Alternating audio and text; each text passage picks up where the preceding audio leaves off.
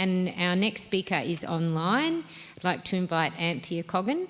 And Anthea's presentation is Increasing Uptake of Improved Land Management Practices in the Great Barrier Reef Catchments to Benefit Environment and Landholders, Insights Through a Transaction Cost Lens. Thanks, Anthea. Great, thank you. Can you hear me and see my slides? Yes, great, okay. So I am going to go from Tiffany's very big picture presentation to one that's very on ground. I'm going to start by just thanking Rachel Hay from JCU, who was my partner in crime in this research.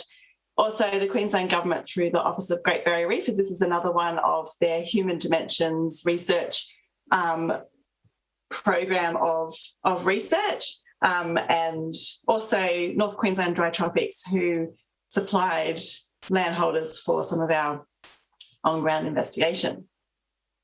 Okay, so we should all be familiar with the figure on the right-hand side here that articulates the Water Quality Improvement Plan, end of catchment water quality targets, and the land management practice changes that need to go with those targets. I'm just going to move that over there. And look, we have made some progress in those land management practice changes and those end of catchment targets, but we know from the reef report cards that the changes to date are insufficient and slow, and so we need to look at why this is the case, particularly when we're thinking of redesigning targets and policies to meet those targets. So the focus for this work was to look at the human factors behind those targets and the uptake change. And particularly, this is just one component of a larger body of research, was we wanted to look at if there was a perception and a reality of transaction costs by graziers when it came to adoption of improved land management practices. And we looked at, so we wanted to look at why, if there was a perception or if there was a reality, why this was the case, and are some of the programs that are put in place to help landholders with those changes, are they addressing these perceptions of transaction costs? So what are transaction costs? I can hear everyone in the room thinking, what are these amazing things called transaction costs?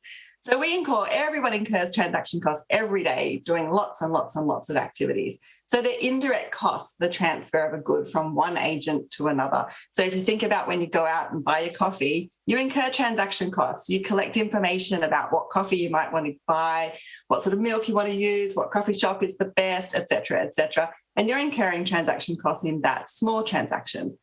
So just to put some nice little pictures there, it's information collection, it's finding someone to transact with, it's contracting for that transaction, and in many cases, there might be some reporting back on that transaction. So when we're thinking about the ILMPs, I'm just going to use that as an acronym, we're thinking about the transaction between the landholder and the government. And we're thinking about it in terms of either just engaging in working out what programs are there and engaging in their programs, and or doing the land management practices themselves. So there has been some studies that look at extent of transaction costs, which are interesting, but transaction costs change all the time as people get experience in these transactions and collect more information. So we weren't really interested in the extent, we were interested in the influence of transaction costs, because if you understand the influence, then you can start to understand how policies and programs can alleviate these costs and hopefully support adoption of ILMPs. So because I'm a pracademic, I wouldn't say I'm an academic, but I'm definitely not always practical, we look at the theory to try and unpack what the drivers of transaction costs are.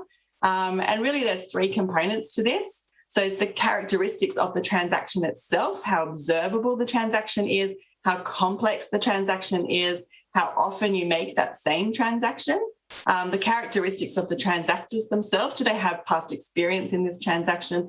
Are they likely to be opportunistic, and so therefore contracting will be more rigorous?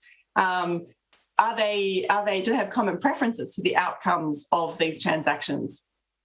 And then overarching those two components is the institutional environment in which the transactions take place. So how well are property rights defined, etc. So we took these, so really we use this as a guide to have conversations with some landholders about the adoption of ILMPs and the transaction costs. So what we did, we were very lucky. We managed to engage with the Queensland Government, the Ag Department, and engage with a number of landholders in their Grazing and Sustainable Solutions program, the GRASS program, and get involved in some of the workshops that they held to bring landholders in onto that program, and particularly for landholders in the Fitzroy. So that was kind of one component of graziers that we spoke to. And the other component of graziers were in the Burdekin, who had engaged with North Queensland Dry Tropics in their Exploring New Incentives program that's part of the Landholders Driving Change MIP. And through those workshops and those farm visits and telephone conversations, we basically asked questions around what have they done on their property, mainly how they manage stocking and water management on their properties. What helped and what hindered in their activities, what would they like to do in the future, and what they needed to help enable them to do this in the future, and then particularly what those programs above had helped, how they'd helped or how they hadn't helped, and how they perhaps could be revised to make things a bit easier for the landholders. So I'm just going to give our findings in a nutshell because I've only got 6 minutes and far less now. So what increased transaction costs? And when I'm talking about what increased them, what decreased them is kind of like it's the flip side of the coin, really. So technology, learning about technology was an interesting one. And this particularly came up because the Exploring New Incentives program was actually completely designed around supporting landholders, basically taking away the capital cost of technology investment. So taking away a big bit of risk for the landholders.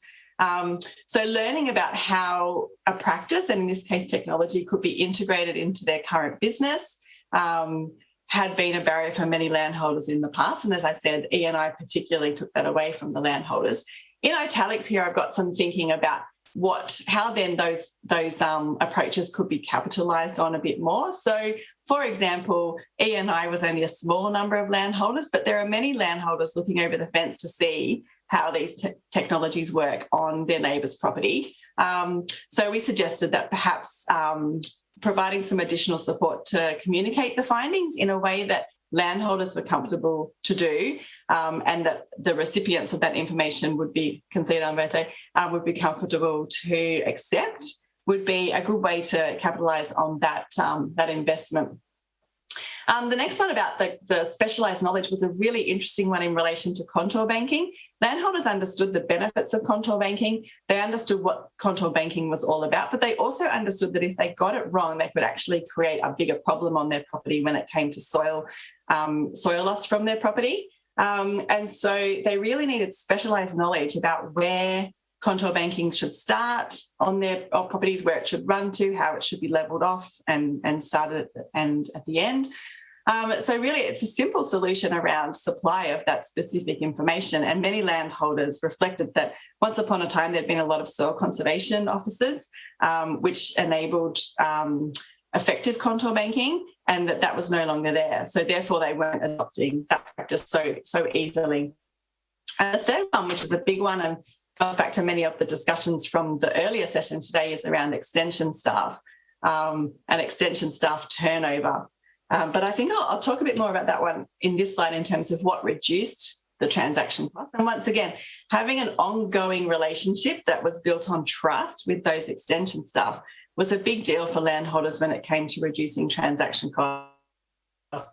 They felt that when they had that good relationship, it was a low-cost way for them to know what was going on.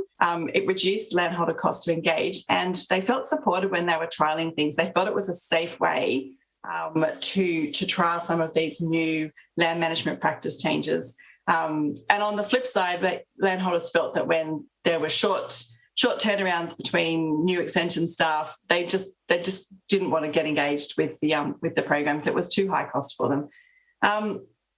And this is where in these italics here we've thought about, this is kind of the next step with this work, is to think about how we can transform extension so that perhaps we can capitalise on some of the cutting edge information that we have now with the digital economy. How can we scale up extension so it's more effective without just putting on more extension staff, because more doesn't necessarily equal more effective. Two other things that reduced the transaction cost was around flexible deliverables. So understanding that these were people that were having to do these things on the land, and that people experience human stuff. that there were seasonal changes, seasonal implications, personal factors come into being able to deliver some of these things. And so that needed to be taken into account with contracting. And then, of course, just the material that sits behind some of the decision making. So grass has just got amazing maps and paddock assessments now. So it takes all of that time and cost away from the farmer. So overall, look, we felt that, yes, transaction costs was perhaps a perceived barrier, but these programs are going quite some way to overcome these, and landholders definitely seem to be very willing to get engaged with them. More can be done, and I think where we need to think about this stuff next is about this scalable, transformative extension. How do we use the digital technology that's starting to come about in the agricultural sector to make a more efficient and effective extension, particularly? And just because I didn't have a lot of time for this, but look, there's a number of papers and reports that have come out of this work. We also looked at social capital and sugarcane under the same adoption program. So if you're interested in any of these, that's my phone number and my email address, and I'd be very happy to share them. Thank you.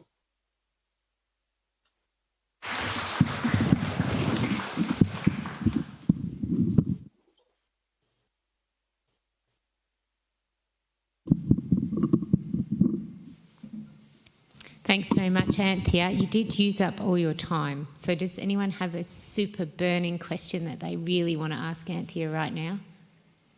No? Thanks, Anthea. We'll just move on then to the next presentation.